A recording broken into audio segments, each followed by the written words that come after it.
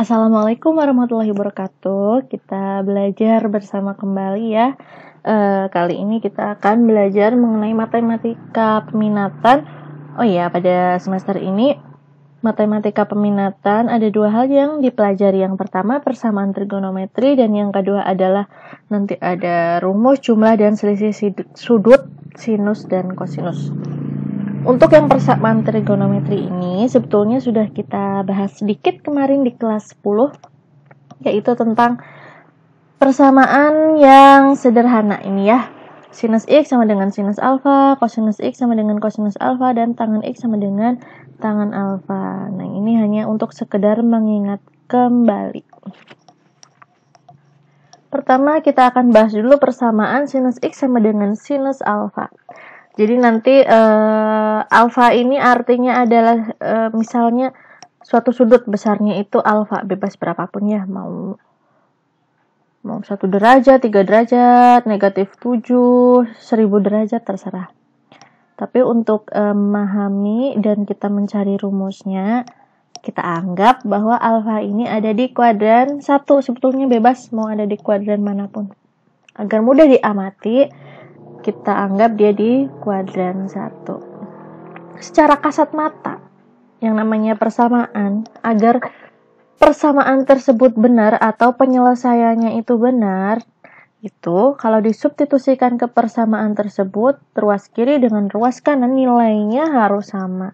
Bukan bentuknya ya, tapi nilainya harus sama. Misal di sini sinus 30, berarti X-nya adalah ya pasti kalau dia X-nya 30, persamaan ini akan benar karena sinus 30 derajat sama dengan sinus 30 derajat. Dengan kata lain, kemungkinan yang pertama bisa kita katakan X-nya adalah alfa. Kalau ini diganti alfa, sinus alfa sama dengan sinus alfa, pastilah benar persamaan ini.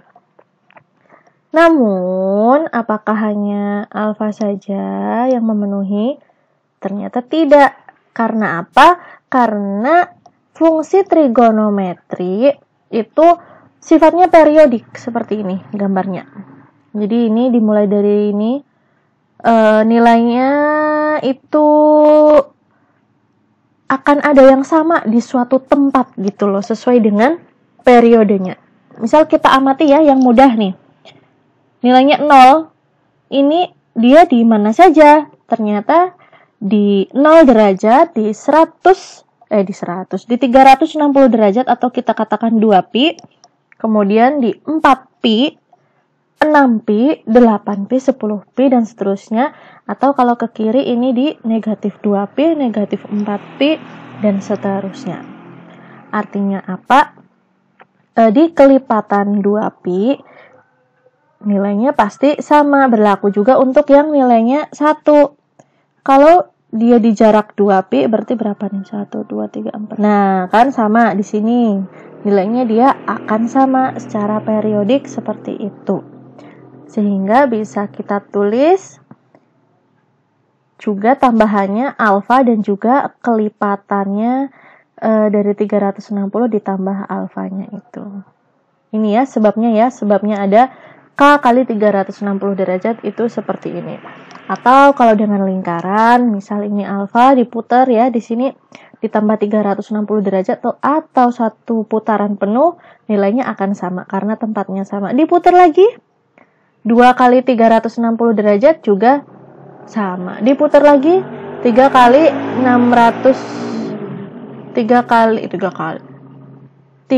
360 derajat juga nilainya akan sama. Nah, bagaimana dengan yang negatif? Itu juga akan sama. Misal K-nya 1 ya, berarti diputarnya nanti ke arah sini. Diputar 1 kali tempatnya sama. 2 kali juga masih sama. Sehingga tempatnya sama, nilainya juga sama. Jadi memenuhi persamaan. Gitu ya. Semoga bisa dipahami walaupun agak sedikit rumit. Nah, apakah hanya ada satu kemungkinan ini? Ternyata tidak, karena kita tahu bahwa ada suatu sudut di kuadran 2 yang nilainya sama dengan alfa, yaitu sudut yang biru ini. Nilainya sama, kalau di sebelah sini juga besarnya sama ya. Ini alfa, di sini juga alfa. Nah, sudut yang biru ini adalah sudut 180 derajat dikurangi alfa. Karena dari sini sampai sini kan 180. Tapi cuma sampai sini, berarti dikurangi sejauh alfa gitu. Kemungkinan yang kedua, seperti ini ditulisnya. Dan seperti yang tadi ya konsepnya, sehingga ada juga sudut-sudut yang lain yang kelipatan dari 360 derajat. Jadi ditambahkan seperti ini. Nah, K-nya ini semua bilangan bulat. Dari negatif tahingga sampai tahingga bisa min 2, min 1, 0, 1, 2, 3, dan seterusnya. Kesimpulannya apa? Ada berapa nilai X yang memenuhi? Tentu saja ada banyak sekali ya. Dari yang ini bisa ketemu X yang banyak sekali. Nah, ini juga. Maka dari itu biasanya untuk suatu persamaan trigonometri ada batasnya. Misal dari 0 derajat sampai 360 derajat, nilai X yang memenuhi ada berapa gitu. Nah, nanti kita perlu memperhatikan batasnya. Kalau tidak ada batasnya ya jawabannya akan banyak sekali. Nah, selanjutnya sekarang kita akan bahas yang kosinus X. Sama dengan kosinus alfa. Ya udah, X-nya itu alfa gitu ya. X-nya itu alfa ditambah kelipatannya tadi ya, seperti yang sudah dijelaskan. Nah, kemungkinan yang kedua, nilai yang sama nanti pasti ada di kuadran 4 ya. Dan di sininya harus besar sudutnya adalah harus sama, yaitu alfa, tapi karena arahnya ini searah dengan jarum jam, jadi dia itu negatif alfa. Sehingga kemungkinan yang kedua, ini maksudnya 180 derajat min alfa, ini salah, ini harusnya tidak ada ya, tidak usah ditulis ya. Ini tadi yang sinus. Jadi kemungkinan yang kedua adalah ya negatif alfa ini ditambah kelipatan dari 360 derajat gitu. Berbeda ya kalau dengan yang sinus, tapi kemungkinan yang satu ini sama dengan yang sinus tadi. Kemungkinan yang keduanya ini berbeda. K-nya sama untuk semua bilangan bulat. Nah, sekarang tangan X sama dengan tangan alfa. Sebetulnya ya kemungkinan yang pertama, misal kita rumuskan seperti yang tadi, X-nya sama dengan alfa, itu juga boleh ya.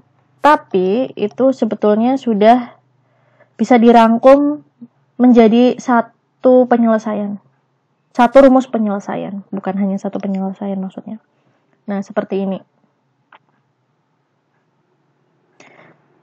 Ini tangen, misal ini alfa, dia akan nilainya sama itu di kuadran ketiga karena sama-sama positif. Di sini positif, di sini positif.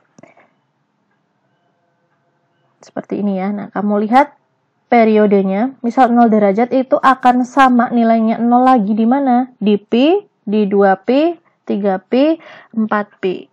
Setiap sejauh Pi, ini kan sejauh 1. Dari 1 ke 2 sejauh 1, dari 2 ke 3 jauhnya 1. Setiap Pi berarti dia nilainya akan sama. Berbeda dengan kedua temannya tadi, si sinus dan kosinus yang samanya itu ketika 2Pi. Nah, kalau ini Pi saja ya, sehingga K kali 180 derajat gitu. Ini kalau dilihat dari grafiknya. Kalau dilihat dari sini itu seperti ini alfa. Dia akan sama nilainya ketika diputar 180 derajat nih. Karena lurus ya, lurus begini berarti artinya 180 derajat. Diputar lagi 180 derajat sama. Putar lagi 180 derajat sama gitu. Jadi ini kelipatannya bukan 360 derajat, tapi 180 derajat gitu. Apakah ada kemungkinan yang lain? Tidak ada ya, karena ini sudah dirangkum menjadi satu, yaitu alfa plus K kali 180 derajat. Bisa juga sih kamu rumuskan, misal X sama dengan alfa plus K kali 360 derajat ya, karena ini sama ya seperti yang tadi penjelasannya, dan yang ini adalah 180 derajat plus alfa, tapi itu terlalu ribet walaupun hasilnya sama, jadi kita rangkum saja menjadi satu. X-nya sama dengan alfa plus K kali 180 derajat. K-nya semua bilangan bulat ya sama. Nah, ini kesimpulannya. Ini harus kalian pegang baik-baik, kalian hafalkan. Kalau perlu silakan kalian tulis di kertas yang cukup besar, tempel di kamar agar selalu ingat. Karena ini adalah modal sekali ya untuk belajar mengenai satu bab ke depan mengenai persamaan trigonometri. Kalau ini tidak dikuasai, maka kedepannya akan sulit karena akan semakin rumit gitu. Sinus X sama dengan sinus alfa, cara menghafalnya ya. Yang ini pasti sama. Kecuali yang tangan ini 180 derajat, dia beda sendiri. Untuk yang sinus 180 derajat min alfa, untuk yang ini salah, ini kosinus harusnya, ya ampun. Untuk yang kosinus sebentar ya, Ibu edit dulu.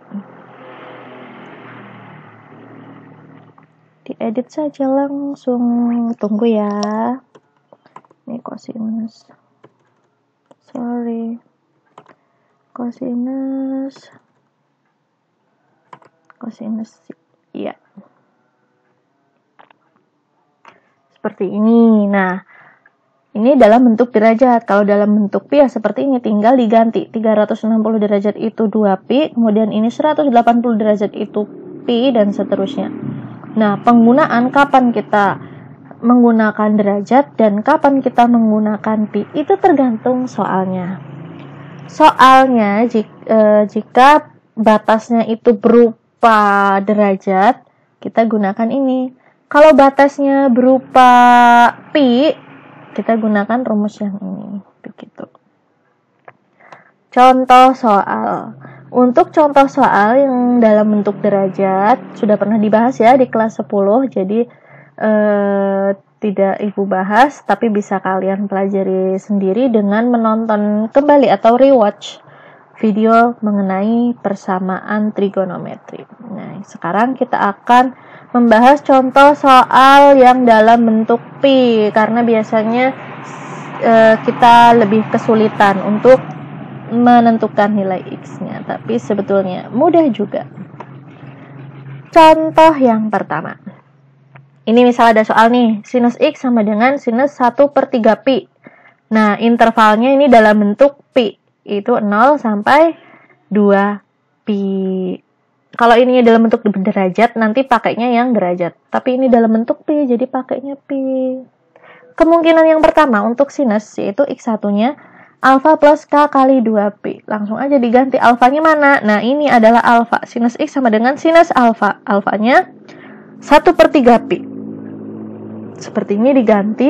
Nah, kebiasaan Ibu agar memudahkan untuk menghitung, Ibu ganti yang angka 2 ini menjadi pecahan dengan penyebut 3. Berarti menjadi 6/3. 6/3, 2 gitu kan. Sama nilainya, tapi Ibu ganti menjadi per 3 gitu. Caranya gampang nih, anggap saja 2/1. Ini biar jadi 3, 1 dikalikan 3. Yang atas juga kali 3. 2 kali 3, 6. 1 kali 3, 3 gitu ya.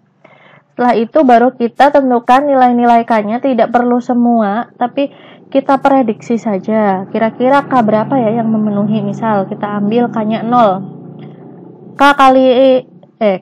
K-nya 0. 0 kali 6/3 pi, 0. 0 tambah 1/3 pi ya 1/3 pi. Apakah memenuhi?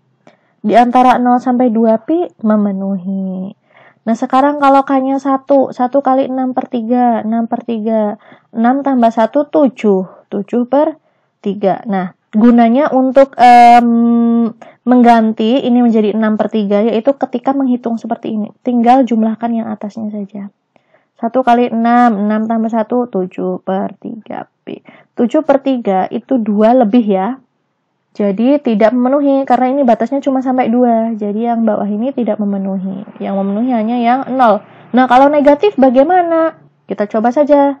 Misal negatif 6/3. Ini kan min 1 kali 6/3, negatif 6/3, ditambah 1/3, negatif 5/3. Oh, nggak boleh, karena tidak di antara 0 sampai 2. Negatif kan ada di sebelah sananya. Nggak boleh ya. Nah, sekarang ke kemungkinan yang kedua. X2 sama dengan pi min alfa plus K kali 2 pi. Pi min alfanya adalah 1/3 Pi ditambah K kali 2 Pi. Nah, ini dikerjakan terlebih dahulu.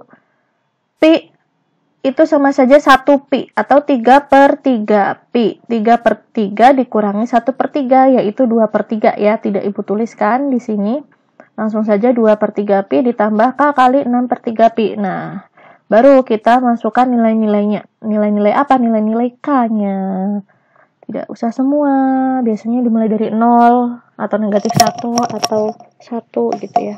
Kalian coba-coba saja sendiri.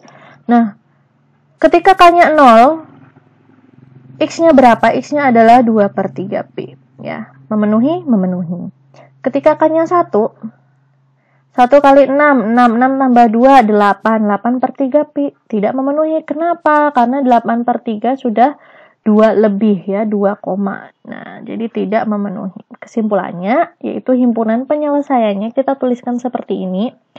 Kita tuliskan dari yang nilainya kecil ke besar. Itu 1/3 Pi, kemudian 2/3 Pi. Ada 2 nilai X yang memenuhi. Gitu ya. Sekarang contoh yang kedua. Kosinus X sama dengan kosinus 2/5 Pi untuk nih intervalnya min Pi sampai dengan Pi, interval atau batas ya, bisa dikatakan seperti itu. Kita cari nilai X yang di antara min Pi sampai Pi. Untuk kosinus ini kemungkinan yang pertama yaitu alfa ditambah K kali 2 Pi. Alfanya 2/5. Tulis saja seperti ini. Kemudian ini kan 2 Pi. Ubah menjadi per 5, 2/1. Ini 1 kali 5, 5. 2 kali 5, 10. Gitu ya. 10 untuk mengeceknya lagi gampang. 10 bagi 5, 2. Gitu. Kemudian kita cari nilai-nilai K-nya. Nah, kalau K-nya negatif 1, ini negatif 1 kali 10. Berarti negatif 10 dikurangi 2, negatif 8/5. Apakah memenuhi? Tidak memenuhi. Kenapa? 8 bagi 5, 1 koma. Nah, ini cuma dari 1, negatif 1. 1 koma udah di sebelah sana. Nggak bisa gitu. Kemudian K-nya 0. K-nya 0 langsung aja ini anggap 0. Ini berarti tinggal 2/5. Kalau K-nya 1, bagaimana? Nggak bisa. Pasti ini aja udah 2 Pi ya, ditambah lagi 2/5 pasti lebih dari Pi gitu. Jadi tidak usah ditulis karena tidak mungkin. Jadi gimana ya? Kita memprediksi saja di dalam kepala kita kira-kira K berapa saja yang memungkinkan. Tapi kalau bingung ya ditulis juga boleh. Sekarang kemungkinan yang kedua min alfa tambah K kali 2 Pi. Alfanya ini negatif 2/5 Pi. Ini tadi diganti ya, 2 Pi-nya jadi 10/5 Pi, sama seperti ini caranya. Kemudian kita substitusikan nilai-nilai K-nya. Misal kita ambil K-nya 0.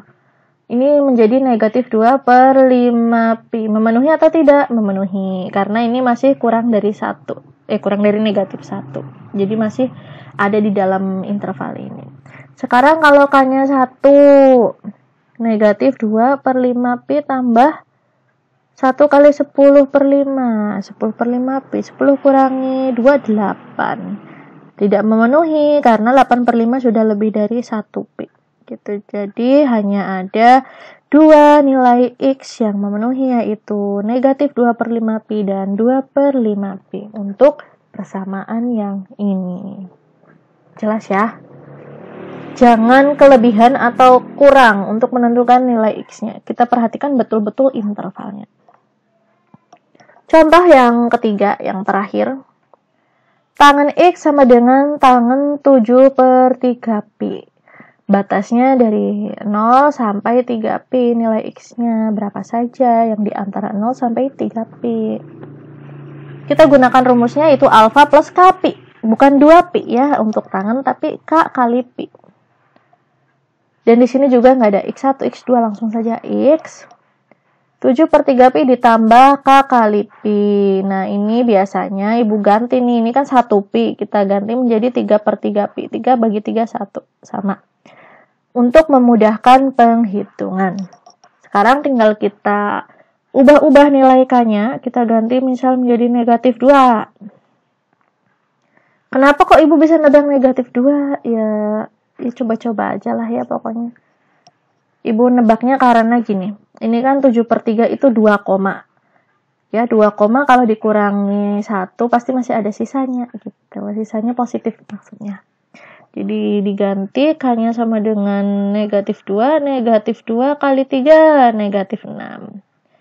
7 kurangi 6 yaitu 1/3. Ini kan sudah sama, jadi langsung dikurangi. 7/6 itu 1/3 pi. Memenuhi karena dari 0 sampai 3 pi. Sekarang kalau negatif 1, 7/3 dikurangi negatif 1 kali 3, berarti jadi negatif 3. 7 kurangi 3, 4. Nah, ini kan jadi mudah kan kalau kita ubah penyebutnya sekalian di rumusnya, kita mudah untuk menghitungnya karena sudah sama penyebutnya. Sekarang kalau K-nya 0, berarti tinggal ini 0 ditambahkan 7/3 pi. Hasilnya ini, kemudian K-nya 1. Kalau 1 berarti jadi 3/3 ya, kan 1 kali 3/3. 7 tambah 3 sudah 10. 10/3 sudah 3 koma. Padahal ini hanya sampai 3 lebih gitulah ya maksudnya. Jadi ini sudah tidak memenuhi sehingga belum ditulis oleh ibu. Himpunan penyelesaiannya kalian tulis sendiri sama dengan kurung kurawal yang buka itu ya.